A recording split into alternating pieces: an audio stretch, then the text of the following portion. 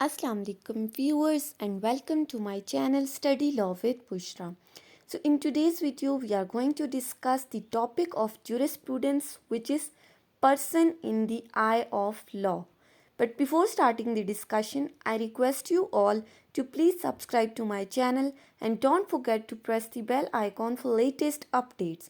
Do share this video with your friends and fellows and don't forget to comment your feedback. So let's move towards the discussion. First, we will look into the word person. What does the word person means? अगर हम इसके meaning को देखें तो the word person is derived from the word persona which means mask. Person Latin word है जो कि persona से निकला है, जिसको हम कहते हैं मास्क. उसका मतलब क्या है? मास्क. पुराने वक्तों में मास्क वो होता था which is worn by the actors who are playing different roles in the dramas. जो कि ड्रामाज में डिफरेंट रोल्स प्ले कर रहे होते हैं, तो ये मास्क उसके लिए यूज़ होता था. लेकिन मॉडर्न टाइम के अंदर the word person is used for the living persons who has rights and duties. Modern time में पर्सन का मतलब क्या है? वो लिविंग पर्सन, वो अलाइव ह्यूमन बीइंग जो कि राइट्स एंड ड्यूटीज़ पोजेस कर रहा है, उसको हम कहते हैं पर्सन. अब हम देखते हैं पर्सन की definition. So we will discuss the definition of person in two senses. First sense आता है हमारे पास moral and philosophical sense. Moral and philosophical sense में हम इसकी डेफिनेशन देखेंगे. And the second is legal sense, यानी कि लॉ के अंदर इसकी डेफिनेशन क्या है, लीगल सेंस में पर्सन का मतलब क्या है, वो हम देखते हैं. So first we will look into the first term और first sense which is moral and philosophical sense.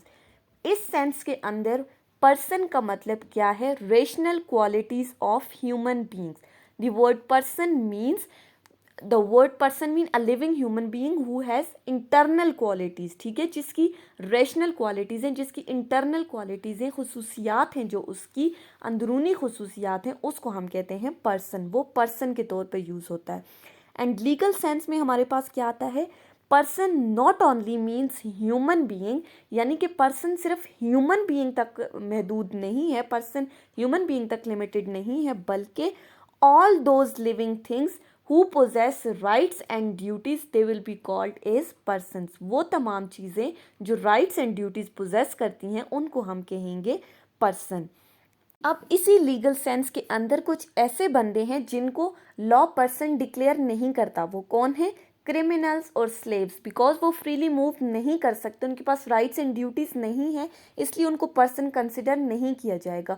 और कुछ ऐसे हैं जो कि लिविंग नहीं है लेकिन लॉ उनको पर्सन डिक्लेयर करता है. वो कौन कौन से? हमारे पास कुछ इंस्टीट्यूशंस आ गई, कॉरपोरेशंस आ गई, कंपनीज आ गई, वो भी पर्सन लॉ के अंडर कंसिडर किए जाते हैं.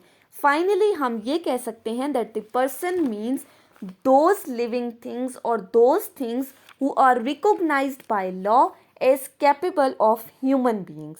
ये आ जाती है हमारे पास पर्सन की एग्जैक्ट डेफिनेशन. अब इसी पर्सन को डिफाइन करने के लिए डिफरेंट ज्यूरिस्ट ने अपना डिफरेंट पॉइंट ऑफ व्यू दिया है. सो हम देखते हैं कि उनमें से कुछ स्पेसिफिक ज्यूरिस्ट हैं जिनकी बहुत ही ईजी और सिंपल सी डेफिनेशन है, वो हम देखते हैं. फर्स्ट आता है हमारे पास सैविग्नी. ठीक है, साविग्नी ने क्या कहा? That person means any subject who is bearer of rights. वो बंदा या वो सब्जेक्ट जो राइट्स पोजेस करता है उसको हम कहते हैं पर्सन. लेकिन इसकी डेफिनेशन इनकम्प्लीट है. किसके अकॉर्डिंग? हमारा जो सेकंड ज्यूरिस्ट है हॉलैंड के अकॉर्डिंग जो सैविग्नी की डेफिनेशन है वो इनकम्प्लीट है. बिकॉज हॉलैंड ने ये कहा है कि पर्सन का मतलब है वो सब्जेक्ट्स जो ना सिर्फ राइट्स पोजेस करता है बल्कि उसके साथ साथ जो बंदा ड्यूटीज पोजेस करेगा उसको हम कहेंगे पर्सन. यानी any subject who is not only bearer of rights but also have certain duties, it will be called as a person. ये थी हॉलैंड की डेफिनेशन. अब तीसरे जो कि ज्यूरिस्प्रूडेंस के बहुत ही इंपॉर्टेंट ज्यूरिस्ट हैं वो कौन से हैं? सॉलमंड ने पर्सन को किस तरह से डिफाइन किया है? सॉलमंड ने बहुत ही सिंपल वर्ड्स में ये कहा है that person is any being whom the law records as capable of having rights and bound by legal duties. यानी कि पर्सन कौन है? वो बंदा, एनी बीइंग, कोई भी ऐसा बंदा जिसको लॉ ने सर्टेन राइट्स दिए हैं, जिसके पास लॉ की तरफ से दिए गए कुछ मखसूस हकूक हैं, उसके अपने हक हैं, और इसके साथ साथ उसके कुछ ड्यूटीज़ भी हैं, कुछ ऐसी लीगल ड्यूटीज़ भी लॉ ने उस पर इम्पोज की हैं जिनको फुलफ़िल करने के लिए वो बंदा बाउंड है। यानी कि अगर वो फुलफ़िल नहीं करेगा तो he will be punished bye the state, he will be punished under law. यानी कि राइट्स पोजेस करने के साथ साथ अब उसको चाहिए कि वो अपनी ड्यूटीज़ भी फुलफ़िल करे, वो बाउंड है, it is binding on that person to fulfil the duties.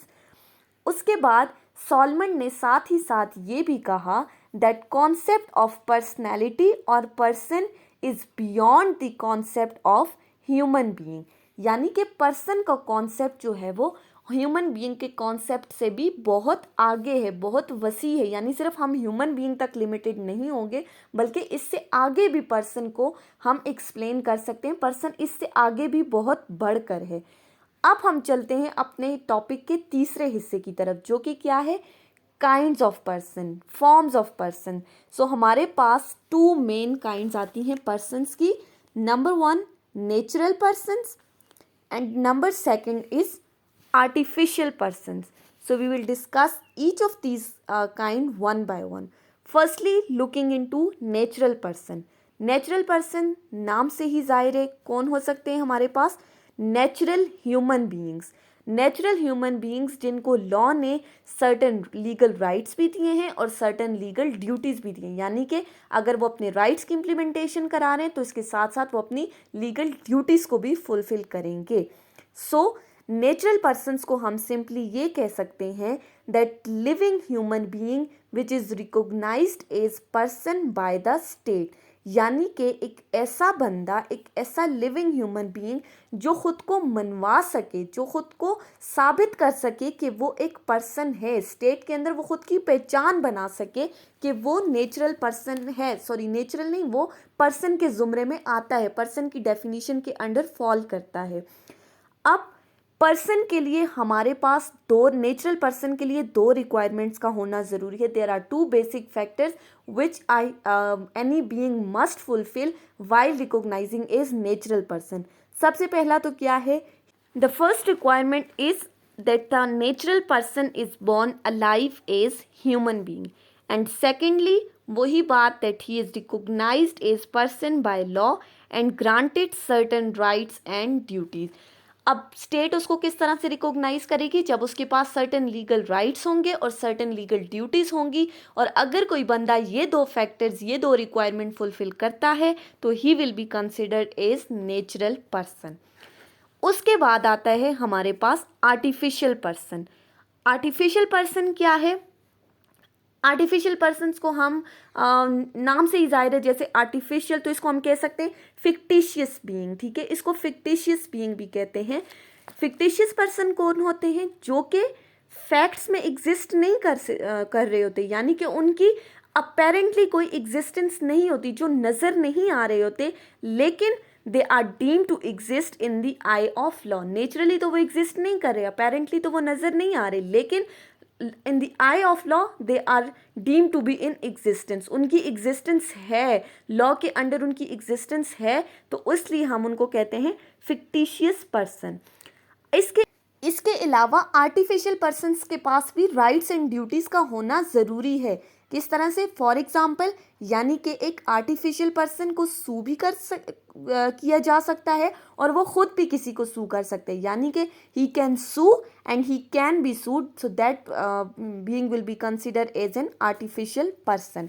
याद रखें, आर्टिफिशियल पर्सन्स को हम लीगल पर्सन भी कहते हैं। सो अगर आपको कहीं पर लिखा दिया जाए कि लीगल पर्सन को डिफाइन करें, तो आप यही आर्टिफिशियल पर्सन को डिफाइन करेंगे। अब जैसे हमने नेचुरल पर्सन में कहा कि दो रिक्वायरमेंट्स फुलफिल होनी ज़रूरी है, इसी तरह आर्टिफिशियल पर्सन्स को भी टू रिक्वायरमेंट्स फुलफिल करनी है। इसके इसेंशियल्स क्या हैं? Number one, there must be an corpus. Corpus क्या है? बॉडी, यानी कि किसी ऑब्जेक्ट का होना ज़रूरी है, किसी चीज़ का होना ज़रूरी है। And secondly एनिमस। एनिमस क्या है? इंटेंशन, इरादा, यानी कि नीयत। अब किसकी intention? Intention of sovereign and government for considering it as a personality. यानी कि गवर्नमेंट की इंटेंशन होना कि वो आर्टिफिशियल पर्सन को एज पर्सन डिक्लेयर करें, एज पर्सन कंसिडर करें। कौन कौन से अब हमारे पास आर्टिफिशियल पर्सन्स में आ सकते हैं?